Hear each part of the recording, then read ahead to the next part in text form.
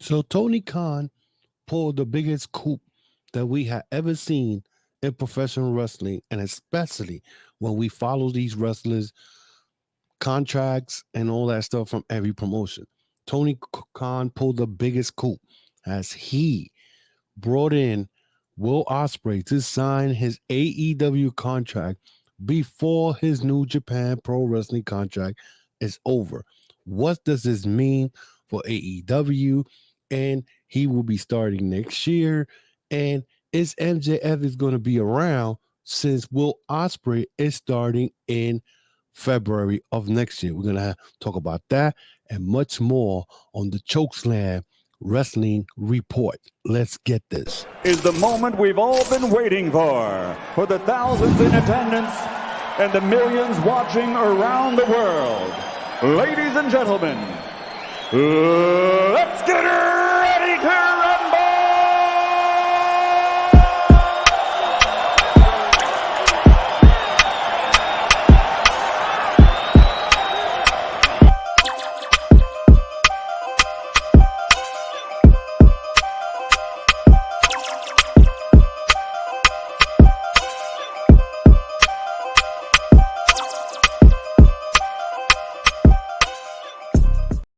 Welcome to another episode of the Chokeslam Wrestling Report. I am your host, the infamous Ultimate One.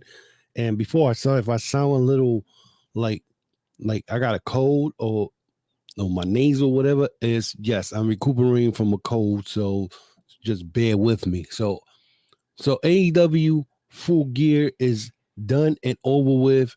And the biggest story I think in the whole event was the announcement that Tony Khan had made during the week of a professional wrestler that they had just signed and joined AEW, one of the best professional wrestler that AEW fans can relate with and respect. That was the headline during the week. At first I was saying to myself, please God, let it not be Flip Gordon, because there was, people talking about, oh, Flip Gordon is having a press conference and he's going to announce where he's going to join. And there was a picture of the NWA hat, which I found that funny, WWE hat and the AEW hat. That turned out to be a clownish thing that he did, because he ended up going with CMML, which we could still see him in AEW because CMML kind of works now with AEW, or we could see Flip Gordon in Japan with New Japan Pro Wrestling, but we didn't know who Tony Khan was talking about. At first, I said to myself, dude, like, just bring whoever you're supposed to bring. Stop announcing. Stop coming out and telling everybody what you're going to do. Just do it, because, he has become a pest as far as announcing, and some of the announcement he made just not even worth announcing. He just want to be in the middle of everything. And then in the other podcasters were reporting that the possibility was Mercedes Moné. And then I said, well, it could be Mercedes Moné and whatnot. And back of my head, I'm thinking I'm still having the Will Ospreay, alert. You know what I'm saying? The Will Ospreay checkup. Like, what is he doing next? What they saying? And the last thing I heard about Will Ospreay was the fact that Seth Rollins called out, not called out, but kind of responded to Will Ospreay tweet about he was watching Seth Rollins match against Drew McIntyre. And so pretty much I'm in my head, I'm saying to myself, oh man, Will Ospreay is going to probably end up going to WWE. And, how am I going to react to that? Because, to me, again, it's not to shit on WWE, but we all know that if Will Ospreay would have went to to WWE, he can wrestle the way he wrestles in New Japan, because it's the WWE way. Now, the funny thing is, during this whole situation with the Will Ospreay, there were already people talking about, oh, Will Ospreay, he's not all that, and this, and half of the WWE universe that don't even check no other promotions but WWE, probably never even seen Will Ospreay perform. There was even a podcast that claimed that people were saying that he doesn't know how to do a promo. That goes to show you that they do not watch Will Ospreay perform outside of New Japan. They don't check the Impact matches he just had with Mike Bailey.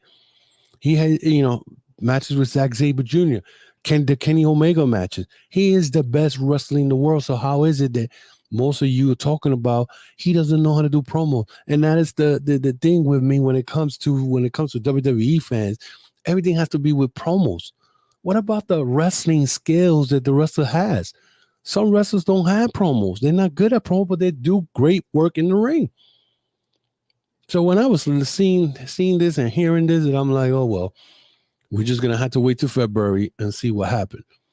But there was a little article that I remember when they were saying that he may go to Impact, which to me I was like, come on, let's be real. Impact, he could go, but because Impact claimed that, oh, we're gonna change Impact to TNA, which it doesn't matter what you change it to, you're still not gonna get the people, the amount of people that you used to get back in the days. Okay. So when I saw that, he put something where he said, Brian Danielson showed me how to lie. So basically he was hyping up the people who follows Impact, thinking that he's going to sign with Impact, So with that being said, I've said, well, you know what? He could still stay in New Japan. I know for a fact he said he doesn't want to move his family from England. You know what I'm saying? So if he's going to go anyway, he's going to go to AEW. And I kept saying it. He's going to go to AEW because, number one, Aussie Open isn't AEW. He is big with his faction, the United Empire. He's not just going to drop everything, move his family, drop, even though in the wrestling business you got friends and you leave your factions, but, you know what I'm saying, the hottest faction right now in New Japan is United Empire. Bullet Club is a second because, and the rest of Chaos, whatever is left of that. You know what I'm saying? So to me, I kept saying, okay, he's going to be with AEW. But the more I kept hearing about the people talking about, oh, WWE really wants him. WWE could give him more the money. I even heard the podcast that were like, oh, Dave Meltzer mentioned something about, oh, the WWE can't give him the world title match. And in reality, when Meltzer said that, the podcaster said, well, he could have a match with Seth Rollins for the world title. But that's not the main title in WWE.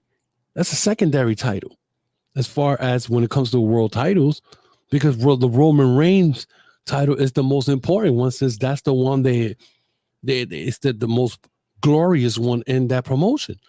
So were they going to promise him a match with Roman Reigns? I mean, they could promise him, but doesn't guarantee that he's going to get it, because they did the same shit to Cody Rhodes. I mean, this podcast was talking about, well, Cody Rhodes is going to win the world title. And in my head, I'm saying, well, it's taking him a year to get it. They promised him they're going to get the world title, but it's been a year. So then, there was a lot of questions. I said to myself, well, you know what? There's a possibility that he may go to WWE. AEW, I said to myself, well, AEW needs him, because if they don't get to sign him and they lose MJF, they're done. Who's going to carry that? You know what I'm saying? And the problem with AEW is they haven't built any big superstar. You know what I'm saying? So where Tony Khan said, oh, we're going to have somebody, that we just signed a professional wrestler, was one of the best wrestlers in the world. In my head, I said, well, can't be Will Ospreay, since Will Ospreay's still on the New Japan contract. Well, lo and behold, it was Will Ospreay. Ospreay signed with AEW. And pretty much, again, he doesn't really leave New Japan. His contract with New Japan ends in February, but he could still always go to New Japan, wrestle for the G1 Climax, show up at Wrestle Kingdom. Why? Because AEW has a working relationship with New Japan Pro Wrestling. Okay? Not only that, but we don't know where MJF's going to be at from here to February. He's talking about that he's looking for bigger money. You know what I'm saying? So we don't know. And who knows if Tony Khan, already has offered MJF all the money in the world. But MJF may still leave. He may still want to go to WWE. So he figures, you know what? I'm going to have a ace in my sleeve just in case if Mr. MJF leaves, I got somebody to rely on. Even though, AEW has a whole bunch of talent that they could use to carry on, but ain't nobody bigger than Will Ospreay. Now AEW has Will Ospreay and Jay White in there. Plus you got the Kenny Omega. Plus you got Swerve. Plus you have Hangman Page. You got a bunch of great talent there. Now the question is Tony Khan going to do the same thing that he's been doing when he brings in all these talent and don't really use them as he's supposed to be using them? That is the question. You know what I'm saying? I mean, we could jump and say, yeah, I mean, I was jumping for joy when I saw there was Will Ospreay coming out to sign his contract. I was like, yes. I was real happy. You know what I'm saying? I was real happy. Now, a lot of people are going to be like, oh, wouldn't you want him in WWE? In reality, no. Because he's not going to wrestle the same way that he wrestles in Japan. And he could wrestle in AEW. The guy's 30 years old. And he was talking about retirement already because he had to put his body through hell in New Japan. Now, not only that, he gets to wrestle for AEW. You don't have to wrestle a lot of dates and whatever. And if he wants to wrestle here and there, he could. You know what I'm saying? If he would have went to WWE, the schedule is much harder for him because then he will have to put in 200, 300 days a year to wrestle. And he already has put his body in a grind when it comes to New Japan. He has put in his effort and everything. Now, with that being said, that goes to show me that in Wrestle Kingdom, he is going to lose the United States /UK belt, which is supposed to make a new one, which is probably the Intercontinental belt. And I believe it's Moxley's not winning it. And definitely Will Ospreay's not retaining it, so that means David Finlay's going to win that belt and whatnot. But this is big. This is humongous because now Tony Khan could rely on somebody. But the question is he going to continue doing what my boys keep telling me? He likes playing with his new toys. It doesn't allow anybody else to play with them. In other words, he's the one who wants to do the matches. He wants to book the matches. He doesn't want any help. And if you're going to do that with Will Ospreay, you got to be crazy. You know what I'm saying? The pay-per-view itself with AEW Full Gear was awesome. And I will be talking about that this coming Thursday. I will give you my opinion and the review on that. But I just wanted to come up here and talk about it. And a lot of people are going to be like, well, it's funny when I hear stuff like when I remember Julia from New Japan, Stardom, there was rumors talking about that she wanted to, the WWE was going to get her and that, she was going to show up in the Performance Center the following week. There was someone who said, oh, Henry's going to be banging his head about this. Well, it's funny, but when they hear stuff like this, that somebody that I like is in, is signing with AEW, I don't hear a peep from anybody. You know what I'm saying? Now, this is not to start any issues or whatever, but like I said, you know what? This is a great move. And I'm going to be realistic. AEW needed to get Will Ospreay. If they would have not gotten Will Ospreay, they would be facing problems for 2024. It's the truth. They will be facing problems in 2024 and whatnot because their ratings and I believe they won this week against supposed NXT. I mean, I don't even pay attention to that no more. They won the ratings as far as head on with NXT. I mean, and NXT is going to be next year on on a CW channel, which is the channel that most people get in the United States. And there's no excuses now that they can't get it through USA Network. Everybody gets USA Network that I know of. But at this moment, when it comes to wrestling, wrestling is hot. And I want to keep it real. And the thing I'm going to say is, there's people who criticize AEW. And a lot of people want the death of AEW. Oh, there's a lot of hate on AEW. Now, I'm not going to stand here and say that AEW is, it's going to be the biggest thing in the world, because right now, as far as when it comes to the wrestling business, of course, WWE is the biggest, and they're bigger than machine than ever now. And whatnot, with Endeavor behind them and Ari Emanuel and all that stuff, and not the old man gone. The thing is now that I noticed that WWE is trying to raid New Japan and whatnot. Or they want people in New Japan. The latest was with WWE wanting Okada, which I'm going to talk about that on Thursday and whatnot, because let's be realistic, WWE, they had a lot of chances with Japanese wrestlers or Mexican wrestlers, and they never did anything with them. Yeah, you're going to say, well, that's the old man. He did that, whatever. Well, the damage is done. Whether it's the old man or it's Triple H, whatever, the damage is done. Okay? The problem with WWE is that if a wrestler comes in and wants to wrestle his style, he's not allowed to wrestle in that style. It's got to be the WWE way. And that's why I was so concerned with Will Ospreay even joining WWE, because I knew he was not going to be able to wrestle his style wrestling, his style moves. Since you basically you kind of dummy it down. I mean, everybody's going to be like, well, what about AJ Styles? AJ Styles came in, whatever. Okay, but AJ Styles, if you notice, I could bring you a Wrestle Kingdom match that he had with Nakamura, I think with Wrestle Kingdom 10, and he used 50 moves in 35 minutes in his match against Nakamura. And now if you see AJ Styles, he can't use 50 moves because he got a time limit to finish his match and whatnot. And they don't wrestle the way they wrestle in Japan and the Indies. Some of the Indies now, a lot of these wrestlers, they take too much risk. We saw in AEW Full Gear with the Hangman Page and Swerve match, but at the end of the day,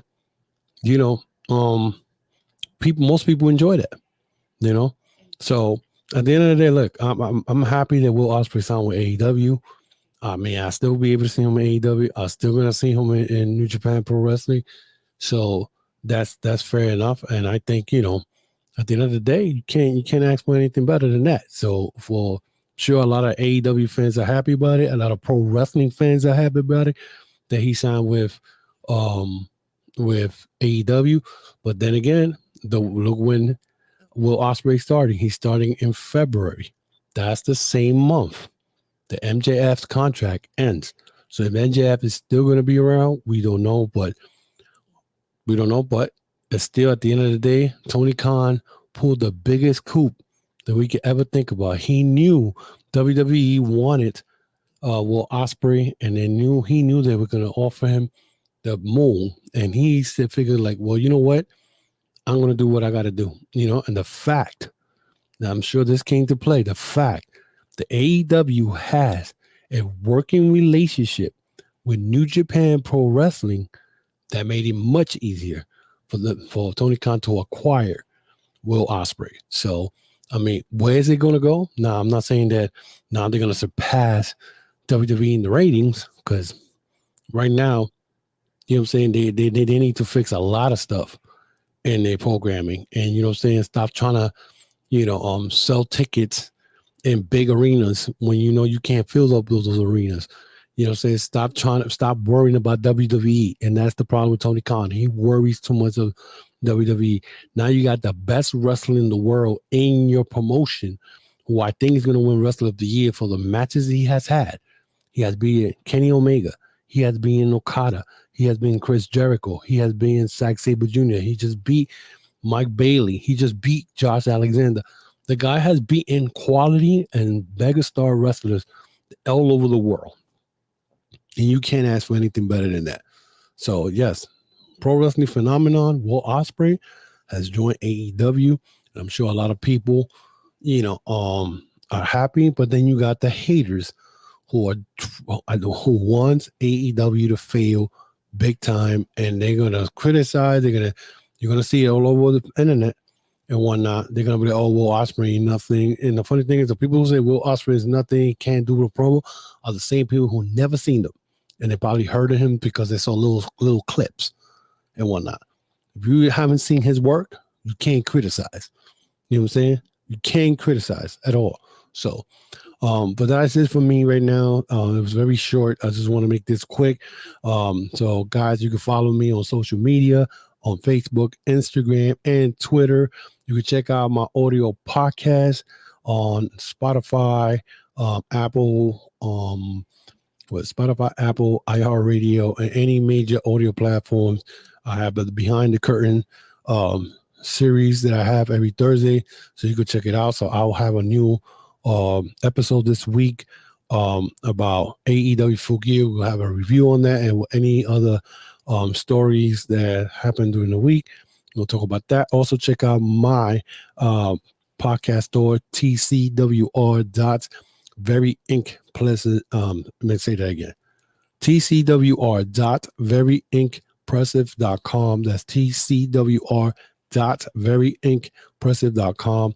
I got t-shirts, I got hats, I got sweaters, so you guys could check it out. That's the podcast merchandise store, and you go support the podcast and whatnot.